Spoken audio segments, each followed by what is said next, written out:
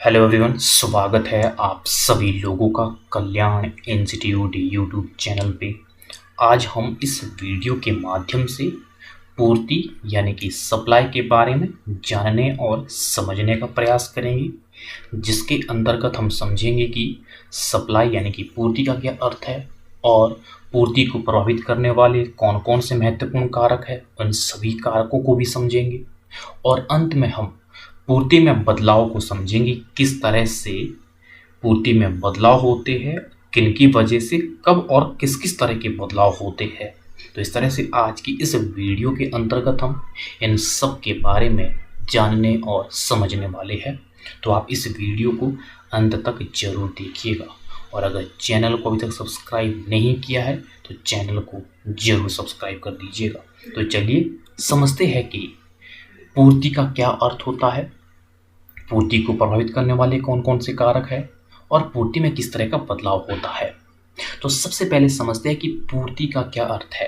पूर्ति का अर्थ ये होता है कि किसी निश्चित समय में उत्पादक के द्वारा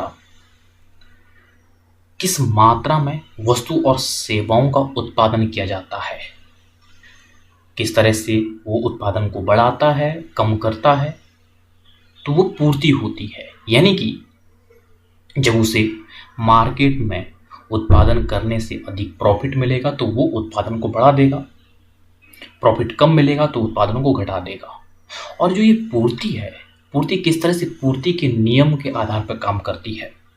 यदि मार्केट में उन वस्तु और सेवाओं का प्राइस बढ़ जाएगा, यानी कि जब प्राइस बढ़ जाएगा तो जो सप्लाई है, सप्लाई भी बढ़ जाएगी, क्योंकि उत्पादक को अब ज़्यादा प्रॉफिट मिलेगा।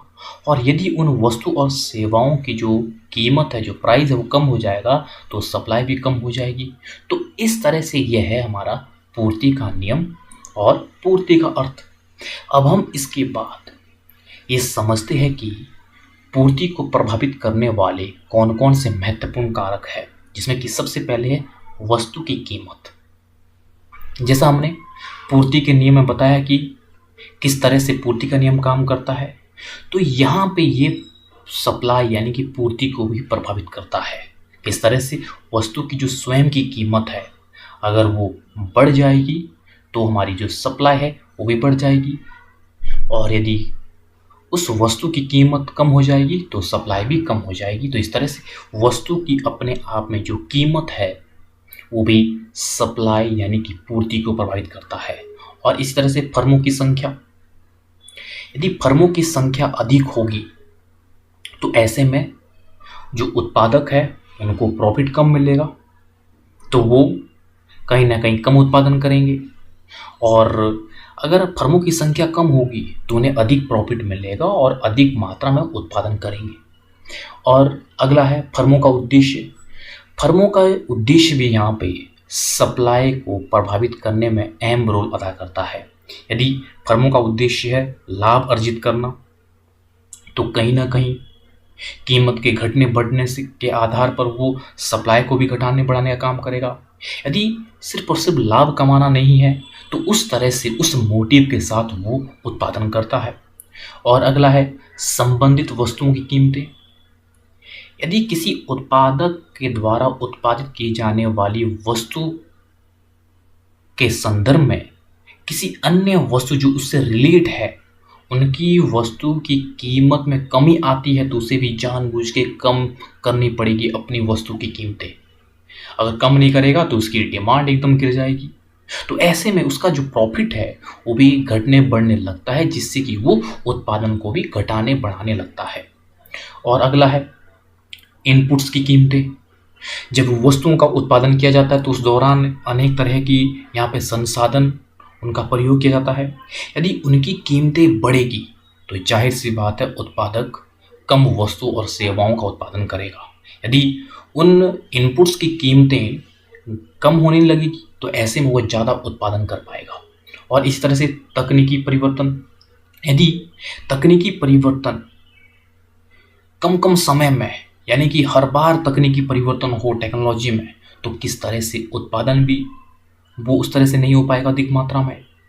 यदि स्थिर टेक्नोलॉजी होगी तो कहीं ना कहीं ज़्यादा उत्पादन हो सकेगा। और इसी तरह से जो हमारा पूर्ति का नियम है, किस तरह से अन्य बातें तो समान रहती है, लेकिन यहाँ पे कीमत के बढ़ने से हमारी पूर्ति बढ़ती है, कीमत के घटने से पूर्ति भी घटती है। तो किस तरह से हमारा जो पूर्ति का नियम है वो भी हमारी सप्लाई यानी कि पूर्ति को प्रभावित करता है। और इसी तरह से पूर्ति के नियम के अपवाद होते हैं। जहाँ पे पूर्ति का नियम लागू नहीं होगा, बहुत सी ऐसी वस्तुएं हैं जो कीमतों से प्रभावित नहीं होती है। जहाँ पे पूर्ति का नियम ये लागू नहीं होता है, वहाँ पे भी किस तरह से हमारी जो सप्लाई है वो प्रभावित होती है। और अगला है प्राकृतिक तत्वों के आधारित वस्तुएं। कुछ वस्तुएं ऐसी होती है जो प्राकृतिक रिसोर्सेज पे वो डिपेंड होती है। वो इस बात पर उन वस्तुओं का कोई फर्क नहीं पड़ता है कि कीमत बढ़ रही है घट रही है बाजार में। वो उस चीज़ पर, उस बातों पर वो निर्भर करती है कि प्राकृतिक रिसोर्सेज किस तरह से है। यदि प्राकृतिक रिसोर्सेज सीमित मात्रा में है तो किस तरह से कीमत चाहे कितनी भी क्यों ना बढ़ जाए, लेकिन उसकी जो सप्लाई है वो तो सीमित रहेगी। तो इस तरह से प्राकृतिक जो तत्व है उसके आधार पर भी हमारी जो सप्लाई है वो प्रभावित होती है। और इस तरह से नाशवान वस्तुएं जो जल्दी खराब हो जाती है वो भी सप्लाई को प्रभावित करती है।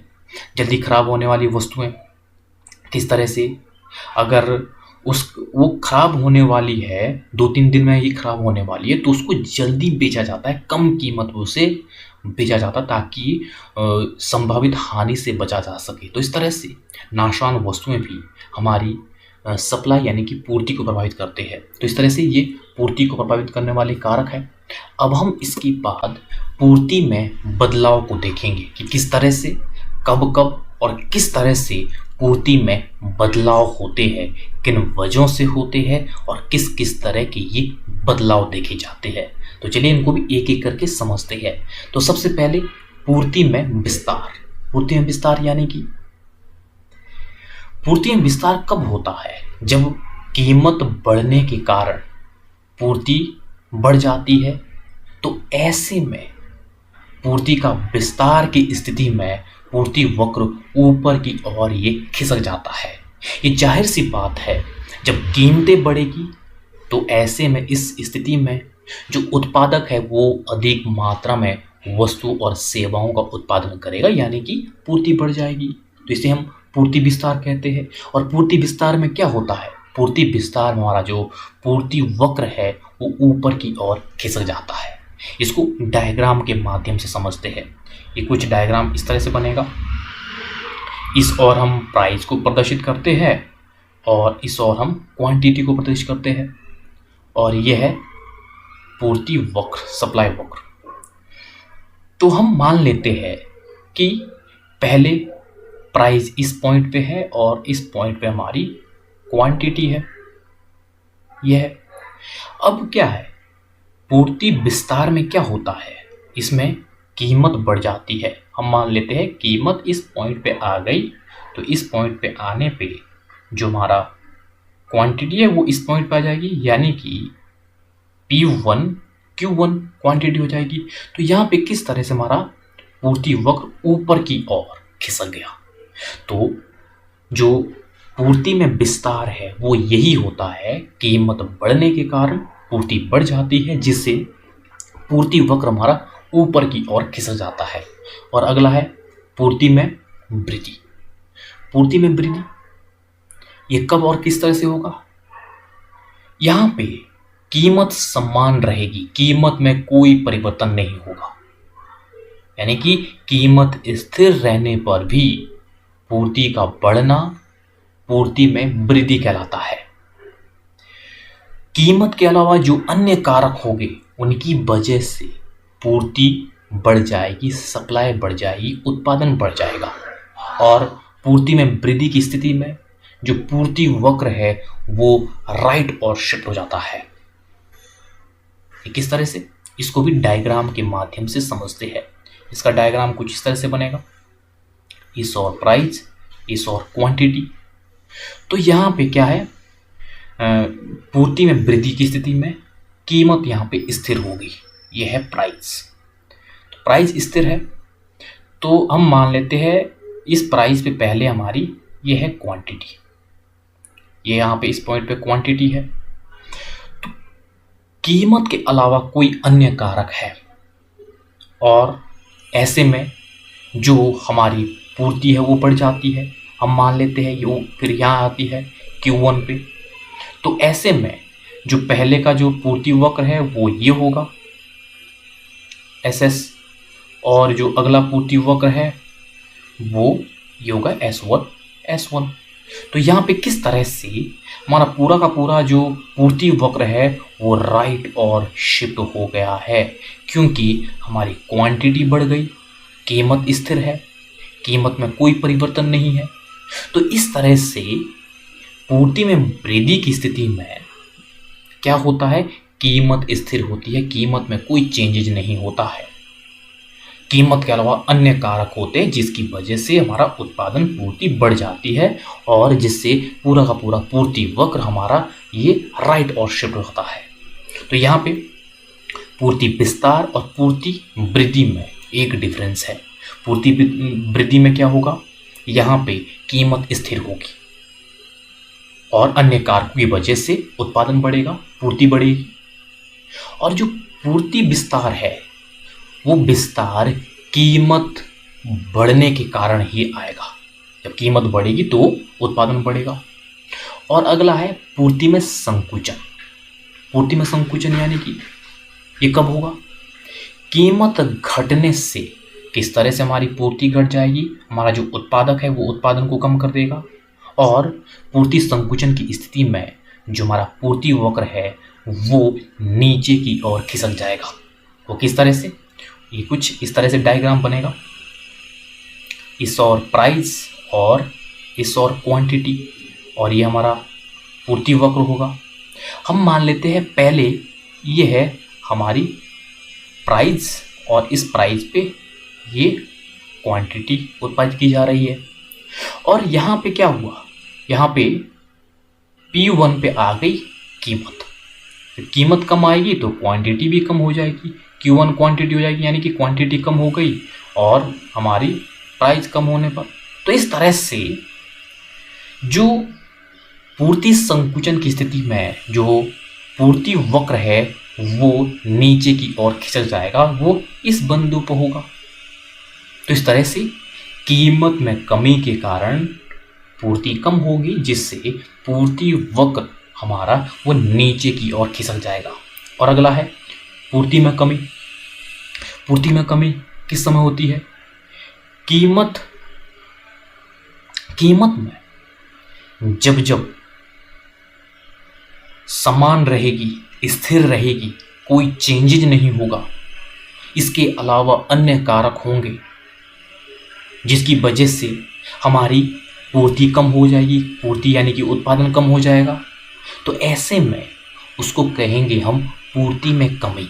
यानी कि पूर्ति में कमी की स्थिति में क्या होता है, उस समय होता है पूर्ति वक्र हमारा लेफ्ट और शिफ्ट हो जाएगा, क्योंकि उत्पादन ही कम हो रहा है। तो इस तरह से अगर हम इसको डायग्राम के माध्यम से स्पष्ट करें तो कुछ इस तरह से डायग्राम बनेगा। तो यानी कि कीमत है स्थिर, कीमत में कोई चेंजेस नहीं है।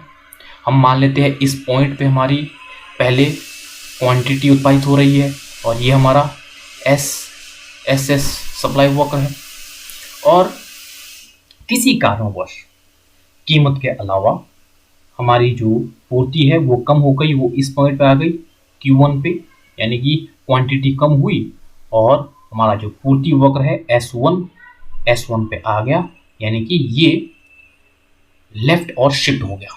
तो इस तरह से पूर्ति में कमी की स्थिति में हमारा जो पूर्ति वक्र है वो लेफ्ट और शिफ्ट हो जाता है। तो ये है पूर्ति में बदलाव इन स्थितियों में देखे जाते हैं, इस तरह से स्पष्ट होते हैं। और यहाँ पे दो चीज़ें महत्वपूर्ण है, एक तो है पूर्ति में विस्तार और पूर्ति में संकुचन। जो विस्तार और संकुचन है वो कीमत में बढ़ोतरी और कमी की वजह से होगा, जिससे कि उत्पादन कम होगा और बढ़ने लगेगा इसकी वजह से। और जो यहाँ पे पूर्ति में वृद्धि और कमी है वो किसकी वजह से होगा? कीमत के अलावा जो अन्य कारक होंगे। अगर अन्य कारक उत्पादन के पक्ष में होंगे तो उत्पादन बढ़ेगा, अगर उत्पादन के पक्ष में नहीं होंगे तो उत्पादन घट जाएगा, यानी कि पूर्ति कम हो जाएगी। तो इस तरह से ये रहे पूर्ति में बदलाव, जिसको हम इन स्थितियों में देख सकते हैं। इनको हम डायग्राम के माध्यम से भी समझा है। तो इस तरह से आज की इस वीडियो के अंतर्गत हमने पूर्ति का अर्थ, पूर्ति को प्रभावित करने वाले कारक को समझा और पूर्ति में किस तरह से कब कब बदलाव होते हैं। तो इस तरह से ये कंप्लीट जो आज की वीडियो वो वीडियो इन बिंदुओं पे आधारित रही है। तो मुझे उम्मीद है कि आपके लिए जो ये आज की वीडियो है ये वीडियो काफ़ी उपयोगी रही होगी। और अगर चैनल को अभी तक सब्सक्राइब नहीं किया है तो चैनल को जरूर सब्सक्राइब कर दीजिएगा और मुझे दीजिएगा इजाज़त। और आप सभी लोग का बहुत बहुत शुक्रिया।